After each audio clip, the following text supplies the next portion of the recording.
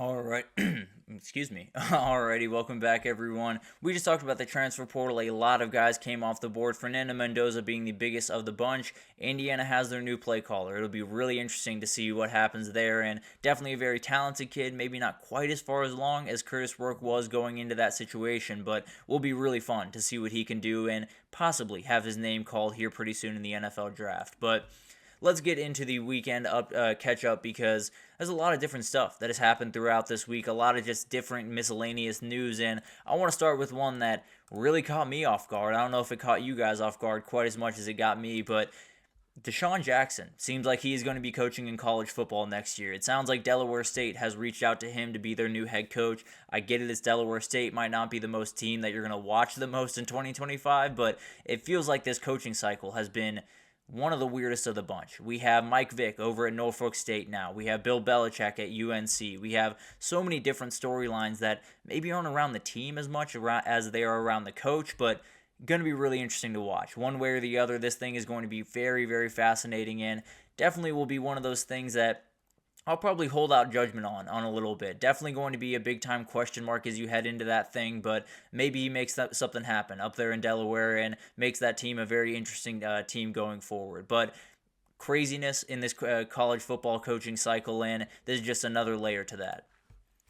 Moving over to Deion Sanders and that bowl game insurance that they're getting for the Alamo Bowl. This is something that bounced around Twitter, and people made a huge deal out of it. People made not big of a deal out of it. This is a fantastic idea. There's no doubt about that. I think it's a great idea, and it's not necessarily something that's overly new. There have definitely been different instances throughout the years that people have done this leading up to a bowl game for those guys that are going into the draft, but obviously something that you want to kind of publicize more, I guess is the best way to put it. I would love to see this kind of become commonplace across all of these different bowl games, make sure that we can kind of cover these guys as much as we possibly can, because the reality is you're not just losing a draft position. You're not just dropping from 10 or 1 to 10 or 10 to 20.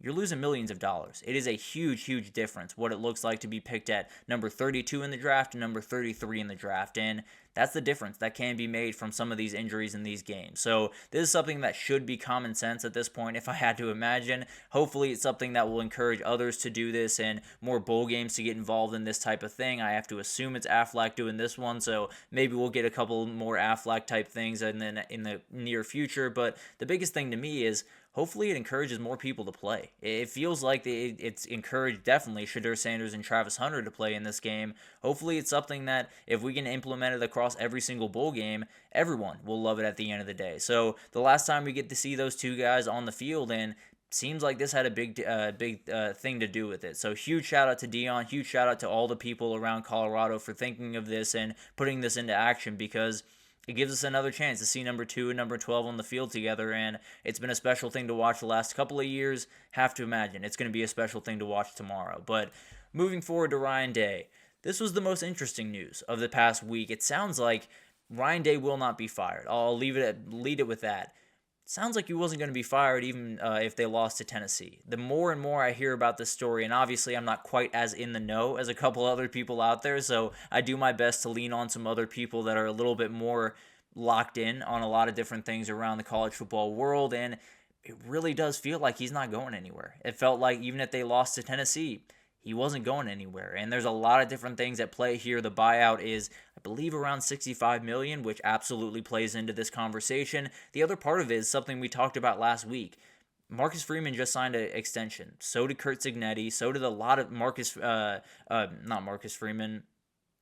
I'm blanking on his name. The Iowa State head coach, Matt Campbell. That's what I'm looking for. But a lot of talented coaches have signed their extensions. So you could go out and you could let Brian Hartline take over the program, which would be a big-time ask for someone like that. You could ask Mike Vrabel to come in and take over the program, but again, I think that's a huge ask for him. So overall, it's been tough. It's been a very tough stretch. They're 1-4 against Michigan under him, 2-3 in the CFP, 65-3 against every other opponent that he's faced. It's been a weird time over there in Columbus over the last little bit, but it sounds like regardless of what happened, got a little bit ahead. It sounds like regardless of what happened in that Tennessee game, and regardless of what happens going forward, he's going to be the coach in Columbus in 2025. not necessarily what I expected. I'll be totally honest with you. I thought he at least had to get to the championship game to kind of save himself there. It sounds like he's safe, which will be a really interesting thing to watch throughout the rest of the little bit. Probably shouldn't have released this story if I had to imagine. I would have kept the pressure on him. If I'm being totally honest, I would have said he could very well be fired at the end of this game because maybe that team will come out just as angry in this one. But overall, it's a complicated situation. There's plenty of people that will say this is a smokescreen and they don't fully buy it, and if they lose to Oregon, he's going to get fired. That definitely could happen. I'm not necessarily arguing that. That's definitely something that could happen. I don't expect him to be let go. I think it will be Ryan Day going into next season. I thought, even 2 weeks ago, I thought he was going to be let go. Doesn't sound like that was going to be the case, and doesn't sound like it will be the case going forward. So, Ohio State fans, take with that for what you will. If you lose on Wednesday, doesn't seem like you're going to be losing your head coach as well. So, something to watch. Definitely going to be a really interesting time. Hopefully they win that game and they don't have to worry about that part of it, but definitely will be really interesting to watch throughout the next couple of weeks. The JUCO eligibility rule that we talked about last week with Diego Pavia, he won his battle with the NCAA in that respect. The NCAA has appealed that ruling on Diego Pavia. Now, it's going to take some time to do that. So they have given kind of a blanket eligibility to all of those types of players in 2025. So Diego Pavia is the main person that's kind of affected by this. But also Colby Young, a very talented wide receiver for UGA that had was off the field for the back half of the season, had some charges that were filed against him from his girlfriend. They have since been dropped. He has since been cleared of those. It'll be interesting to see if he's back at Georgia next year. How much does he play into the game plan? How much is he actually playing?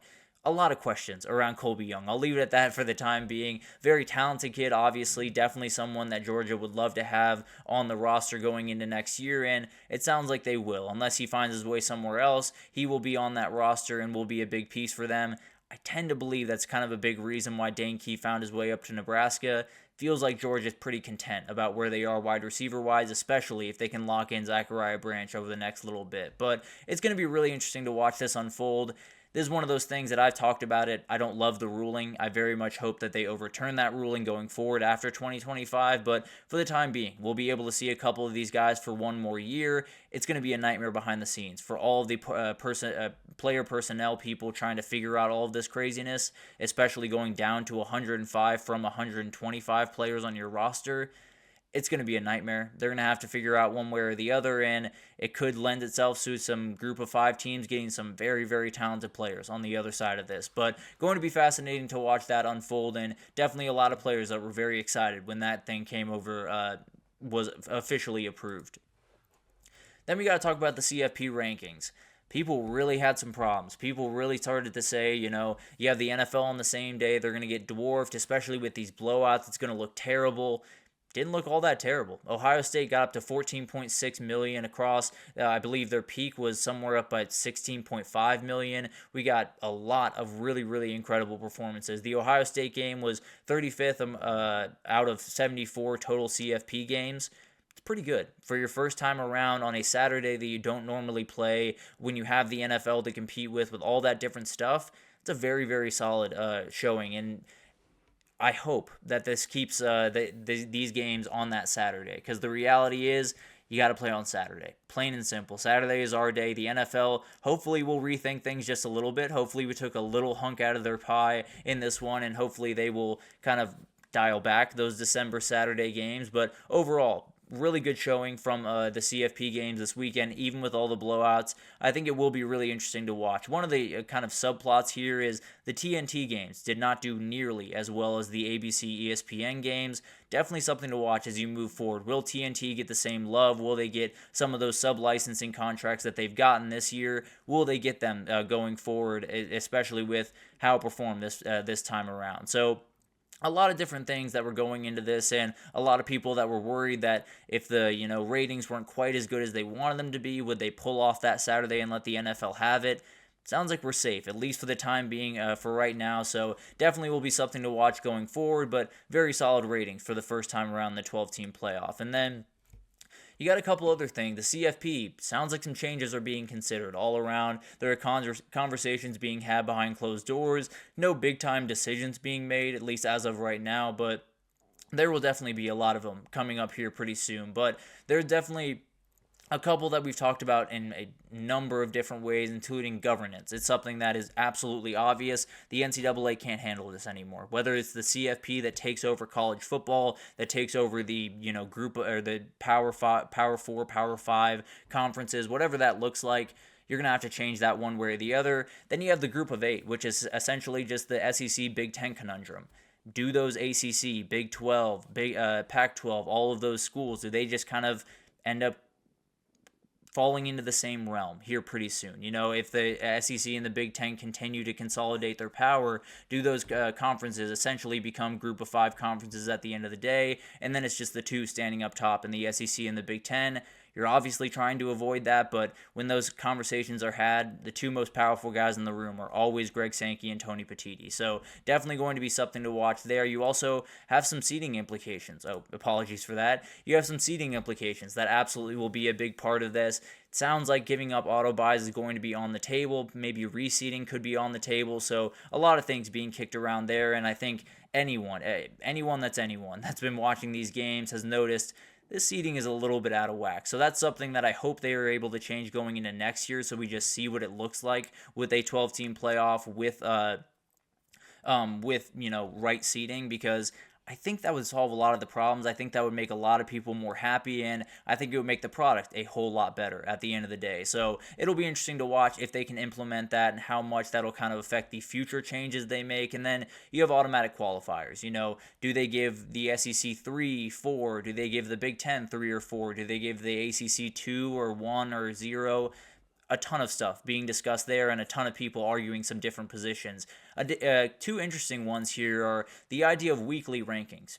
Do we give out weekly rankings for the CFP? In college basketball, they do Selection Sunday. They just do it all at once. They say, this is the bracket that you have. A lot of people are still very mad, but at the end of the day, they say, this is the bracket that you have. Joe Lunardi does a good job of updating it throughout the year, but there's not this big extravaganza every week where you have to figure out what the field looks like every 2 seconds.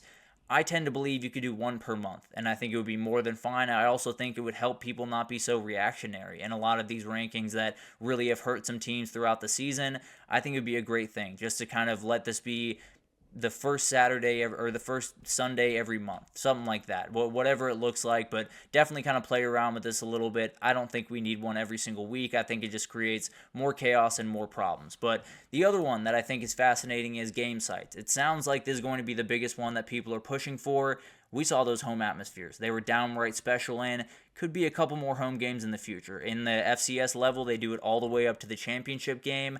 I'd be a little bit surprised if they did it all the way up there, but maybe one more round. Maybe the quarterfinal games would have been happening at home field advantages this time around. Arizona State would have been hosting Texas. Would have been a great advantage for them, no doubt about that, and definitely even the scales a little bit there. Boise State hosting Penn State, same exact thing. Would be really, really fun to see if that could have an effect. So that's definitely something to watch going forward. I think everyone loved the home atmospheres that we got, and it makes sense that people want to push a little bit more in that direction.